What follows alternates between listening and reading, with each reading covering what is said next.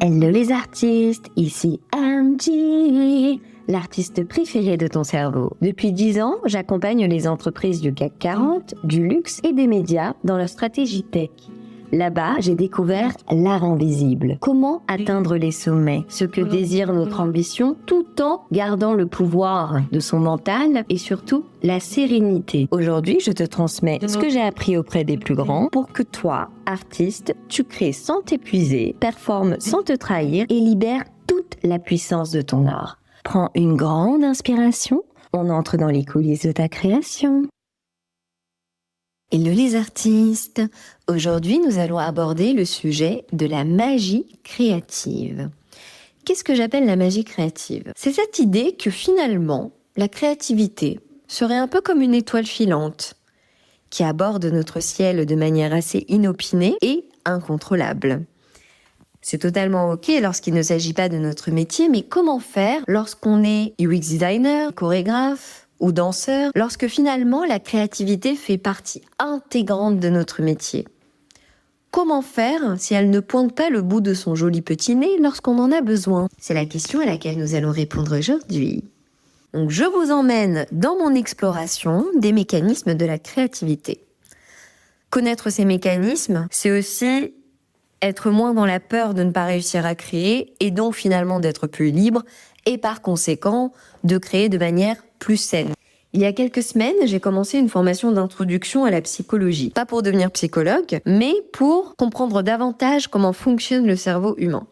Et donc la première conférence abordait la naissance de la psychologie, notamment grâce à l'idée de Descartes que l'humain était séparé en deux parties. C'est ce qu'on appelle le dualisme cartésien. Je vous laisserai faire vos recherches, mais c'est l'idée que on a le corps d'un côté et l'esprit de l'autre. Ça a permis finalement à la science de commencer à étudier le corps tout en laissant l'esprit à l'Église, qui pouvait continuer de dire que notre esprit, qui à l'époque était considéré comme l'élément le plus important, nous venait de Dieu. Ça a permis de réconcilier les deux mondes et donc d'introduire le début de la psychologie. Descartes aborde 3 lois physiques qui agiraient sur le corps humain, ainsi que les objets, tout ce qui nous entoure, et sur finalement tout ce qui est composé de molécules. Nous, dans notre exemple, on va prendre la pomme. Donc en gros, on va avoir la loi cinématique, qui va expliquer comment est-ce que la pomme bouge. Donc ça va être sa trajectoire.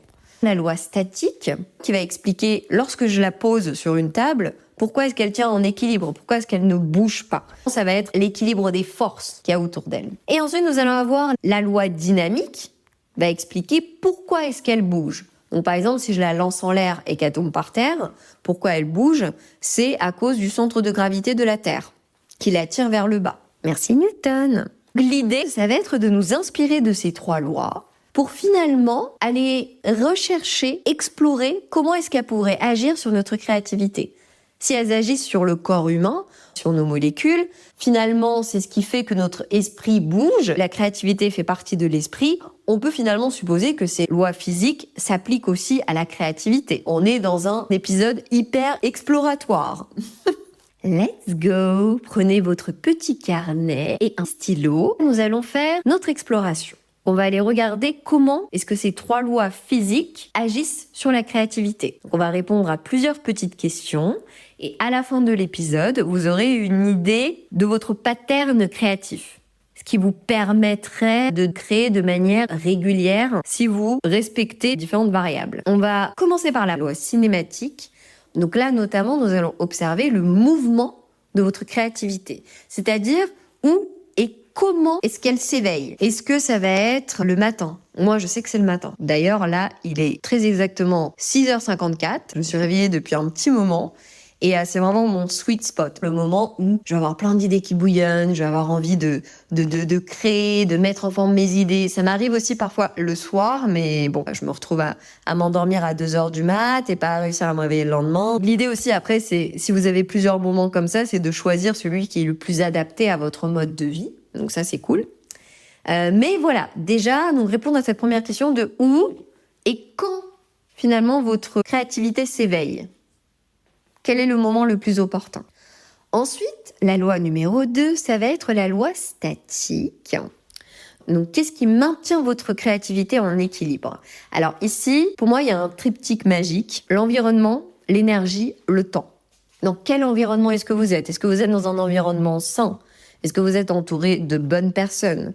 Donc finalement, c'est l'équilibre de vie aussi, l'équilibre créatif. Votre énergie. Est-ce que vous avez assez d'énergie en ce moment? Ou est-ce que vous avez donné trop d'énergie autour de vous? Est-ce que vous vous sentez épuisé? Et si vous vous sentez épuisé, qu'est-ce qui est venu voler votre énergie dernièrement? Ou qu'est-ce que vous avez offert finalement? Et ce n'est pas grave. Il y a des moments, c'est comme ça. On donne de l'énergie, mais il faut être capable en fait de l'identifier pour ensuite ne pas culpabiliser quand on n'arrive pas à créer. En fait, c'est tout simplement parce qu'on n'a pas d'énergie. Parfois, on se pose beaucoup de questions, alors que finalement, c'est juste qu'on est fatigué, c'est juste qu'on a beaucoup trop sociabilisé peut-être pour notre goût, ou pas assez, ça dépend des personnes. Et du coup, on va plus avoir l'énergie de créer. Donc, c'est pas que on n'a plus d'inspiration, que notre créativité est morte, pas du tout. C'est juste que en ce moment, on n'est pas dans le bon état pour créer parce que on n'a plus l'énergie. Et ensuite, le temps. Est-ce que vous avez assez de temps dans votre journée pour que finalement vos idées émergent et finissent par devenir une création? Est-ce que votre cerveau a le temps d'effectuer cette action dans la journée? Si vous êtes en ébullition constante, forcément, il n'y aura plus d'espace pour réussir à créer. Et ça, je l'observe notamment chez les personnes qui vont se frustrer de ne pas y arriver aussi bien que les artistes dont c'est le métier principal. Finalement, vous êtes assez injuste envers vous-même parce que lorsqu'on est en full-time artiste, on peut dédier une partie de sa journée à cet aspect créatif. Si finalement la partie artistique arrive en second plan, vous n'aurez pas le même temps pour créer. Après, je ne dis pas que c'est impossible. Vous pouvez trouver ce temps, bien évidemment. Mais c'est important de ne pas commencer à se comparer et d'être conscient que, on peut pas tout faire. On ne peut pas tout faire. Il faut savoir choisir aussi ses priorités. Donc, on exite la culpabilité et puis c'est tout à fait envisageable aussi de prendre des jours de congé pour se dédier spécifiquement à sa part artistique. On n'est pas obligé de prendre des congés que pour partir en vacances à Bali ou je ne sais où. On peut très bien prendre du temps pour explorer une autre partie de soi et notamment cette partie artistique. Si vraiment c'est essentiel pour vous, prenez des jours de congé, prenez des jours off, prenez ce temps pour laisser les idées émerger. Il y a aussi un petit manque d'humilité dans le fait de penser qu'on peut créer aussi bien qu'une personne qui fait ça toute la journée. Je dis pas que c'est impossible, encore une fois, on a tous des capacités différentes, mais voilà, il faut avoir un peu de recul par rapport à ça et se dire que, cette personne-là, elle y consacre 100% de son temps, quoi. C'est trouver le bon équilibre pour nous. Si ça prend une grande partie de votre temps, est-ce que finalement il ne faut pas revoir aussi votre vie professionnelle, la réduire un petit peu, sans forcément tout changer du jour au lendemain. Donc je vous renvoie à mon épisode sur l'ikigai, le tout premier épisode. Et enfin la dernière loi, loi numéro 3, la loi dynamique, c'est pourquoi est-ce que votre créativité bouge? Ici, ça va être d'aller chercher tout ce qui vous stimule. Qu'est-ce qui fait que vous avez des idées?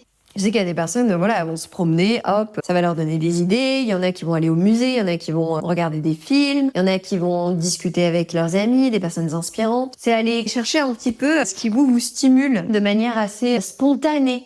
Ou en fait, dès que, vous écoutez quelque chose, bam, ça vous donne toutes des idées. C'est aller mettre le doigt là-dessus, en fait, pour pouvoir le réactiver quand vous sentez que vous êtes en manque d'inspiration. C'est répondre aussi à pourquoi est-ce que vous créez au fond. Qu'est-ce qui vous donne votre élan pour créer? Finalement, c'est quoi? Parce qu'il y a toujours quelque chose derrière. Moi, je pars du principe que on peut pas tenir sur la durée quand on n'a pas un pourquoi qui est assez fort. Et donc, il y a forcément un pourquoi. Qu'est-ce qui vous pousse, en fait, à vouloir créer? Est-ce que c'est un pourquoi qui est vraiment lié à vous? Ou est-ce qu'il est lié au désir de prouver? Est-ce qu'il est lié au besoin de reconnaissance? Un besoin de validation? Je vous renvoie à mon épisode précédent. C'est aussi ça, c'est discerner, parce que parfois on va avoir un pourquoi qui va être très tourné vers l'extérieur. Ça peut nous nourrir un moment, mais à la longue, je pense que ça peut devenir épuisant aussi, parce que on est porté par l'extérieur, on n'est pas porté par nous-mêmes. C'est un petit peu comme les personnes qui se mettent au sport par rapport à leur physique. Moi, c'était mon cas. Purement esthétique, ma première raison de commencer le sport. Et puis, ce qui m'a fait tenir, ce n'est pas l'esthétique, mais c'est le fait que je me sentais de plus en plus forte chaque jour, que j'étais de plus en plus indépendante, de plus en plus capable de me défendre en cas de besoin. C'est ça, en fait, qui me fait tenir aujourd'hui. C'est cette envie d'être forte. Il n'y a pas de mal à avoir une porte d'entrée qui est plus tournée vers les autres, tant qu'à un moment donné, on finit par trouver sa porte intérieure.